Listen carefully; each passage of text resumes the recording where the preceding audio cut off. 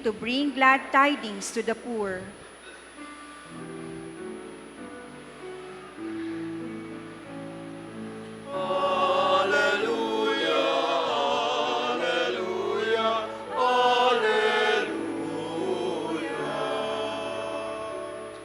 The Lord be with you. And with your spirit. A reading from the Holy Gospel according to Saint Luke. Glory to you, O Lord.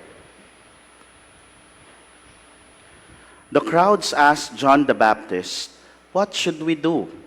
He said to them in reply, "Whoever has 2 cloaks should share with the person who has none, and whoever has food should do likewise." Even tax collectors came to be baptized, and they said to him, "Teacher, what should we do?" He answered them, "Stop collecting more than what is prescribed." Soldiers also asked him, "And what is it that we should do?" He told them, "Do not practice extortion, do not falsely accuse anyone, and be satisfied with your wages." Now, the people were filled with expectation, and all were asking in their hearts whether John might be the Christ. John answered them all, saying, "I am baptizing you with water, but one mightier than I is coming. I am not worthy to loosen the thongs of his sandals. He will baptize you with the Holy Spirit and fire. His winnowing fan is in his hand to clear his threshing floor, and to gather the wheat into his barn, but the chaff he will burn with unquenchable fire." Exhorting them in many other ways, he preached good news to the people. My dear friends, the Gospel of the Lord. Praise to you, Lord Jesus Christ. Good evening, my dear brothers and sisters. So today we are celebrating Gaudete Sunday. Ano ba ibig sabihin ng Gaudete?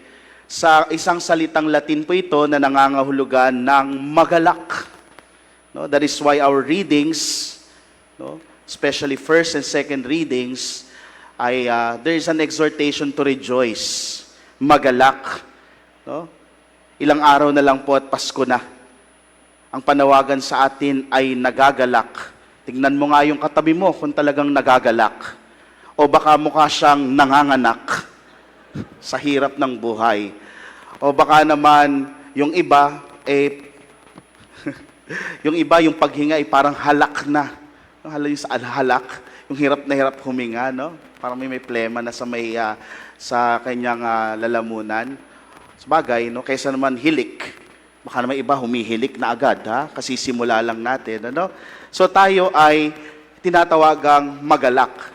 Yung iba nagkakamali po ng basa dito. Akala nila mag-alak. Naglalasing, ano? So, marahil, yung iba sa atin, ay nahihirapan sa buhay at mukhang nanganganak o nangangamba dahil sa gastusin sa nalalapit na Pasko. Kung gastos at gastos lang lagi ang nasa isip natin ngayong Pasko, siguradong mangangamba tayo at hindi natin mararanasan yung tunay na kagalakan. No? Hindi natin matutugunan yung panawagan na to rejoice. I believe everyone feels the excitement, no, of the Christmas. Kasi malapit na yung hinihintay natin. Kaya nga po kulay pink yung gamit natin tuwing Gaudete Sunday. Bakit? No, the liturgical color signifies yung excitement. Hindi ba po pag nandyan sa malapit yung crush mo, nagro-rosy cheeks ka? Yan yung kulay ng rose o ng pink. Pinapaalala sa atin yung excitement ng ating paghihintay. Pero sa ating paghihintay, papaano nga ba o anong panawagan sa atin? No, again, it is to rejoice, magalak. And how it is for us to joyfully await. No? Dapat meron daw joyful waiting or joyful anticipation. Paano nga ba magiging joyful o puno ng kagalakan yung ating paghahanda? No? Our language is so rich that I would like to use 3 Filipino words for our reflection para rin na maibaon ninyo, no, sa inyong maranasan yung tunay na kagalakan ngayong Pasko. Unang-una po, no, ay ang salitang gayak. gayak. Sinabi ng lola mo, maggayak ka na nga. Ano ibig sabihin nun? Maghanda ka na. Mag-ready ka na. No? At sa paggagayak natin, kadalasan naiiwan tayo sa panlabas na paggayak. Pamaskong damit, no? Mga Christmas decor. No? Pero nakakalimutan natin na mayroong mas dapat igayak ngayong Pasko. That is why in our first reading from the book of the prophet Zephaniah, we are invited to rejoice. Magalak ang lahat at magdiwang sapagkat, sabi niya, inalis na ng Panginoon ang kanyang paghuhukom sa atin. Alam niyo po, nung panahon niyon, sa panahon ni Prophet Zephaniah, no, ay lugmok na lugmok sa kasalanan ng mga Israelita. Sari-saring kasamaan ang naglipana. Ngunit, no, ito yung pinakamahalaga. Yung awa ng Diyos, yung labis-labis na awa ng Diyos, ang nagbigay sa kanila ng kapatawaran. No? Nagpatawad ang Panginoon sa mga nagsisisi nung panahon na iyon. That is why we can say, there is joy in forgiveness. No? Yung tunay na kagalakan, ay nararanasan sa pagpapatawad. At ang pagpapatawad ay ang una nating paggagayak ng ating mga kalooban ngayong Kapaskuhan. Unahin natin yung paghingi ng tawad sa Diyos at pagpapatawad sa ating kapwa. My dear brothers and sisters, true joy can be experienced through forgiveness. Ang galak ay nadarama sa paggagayak ng ating kalooban sa pagdanas ng kapatawaran ng Diyos. Again, may galak sa kapatawaran. Kaya sana ngayong Pasko, isa sa mga checklist natin, hindi lamang yung mga panlabas nating paghahanda, kung hindi ihanda rin natin yung ating mga kalooban. Igayak din natin yung ating mga kalooban sa pamamagitan ng paghingi ng tawad sa Panginoon at pagpapatawad sa ating kapwa. That's number 1. Ano ulit po yung unang word? Gayak. Ano yung pangalawang Tagalog word na nais nating pagnilayan ngayon? Gayak, pangalawa, payak. Magkakatunog lang, Para madali nyo matandaan paano nga ba talagang magalak. No? Una, maggayak, pangalawa, payak. Sa ating ebanghelyo, we hear St. John the Baptist. He teaches us how to be truly joyful. Sa totoo lang, si St. John the Baptist po yung isa sa mga pinaka-credible na magturo kung paano natin mararanasan yung totoong kagalakan. Because he lived out in an austere and simple life. Payak.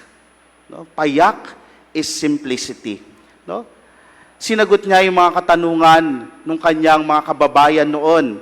Sabi sa kanya, what should we do? No? Sabi lang niya, doon sa may mga dalawang balabal, ibigay niyo yung isa doon sa wala.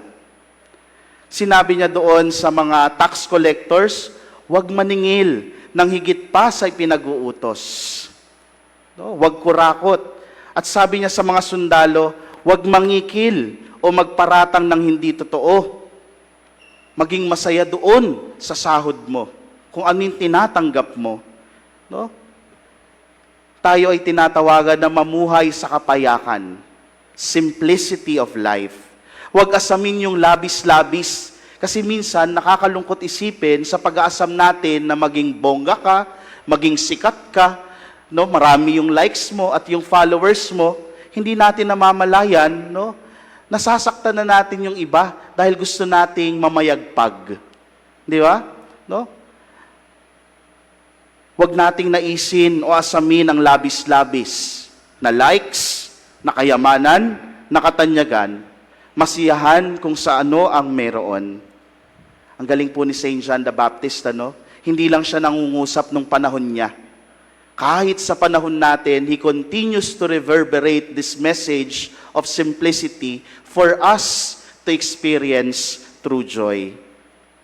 Ang galak ay nadarama sa kapayakan ng buhay.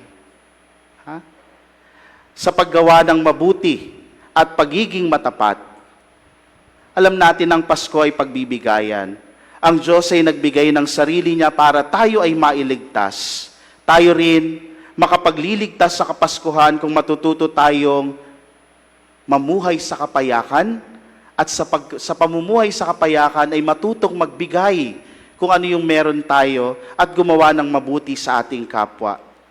Iligtas yung mga nagugutom, yung mga walang maisuot, yung mga may sakit, yung mga naghihirap. Sa paggawa po natin nito, you'll never know how much simple act of goodness can change the Christmas of others.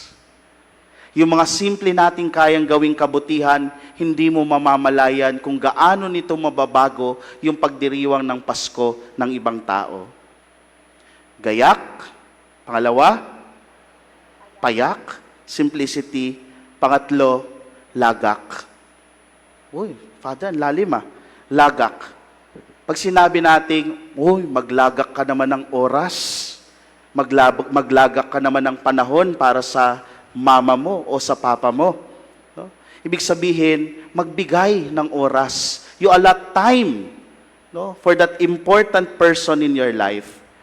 And for our reflection in our second reading from the letter of St. Paul to the Philippians, pinapaalala sa atin na maglagak ng oras sa ating Panginoon.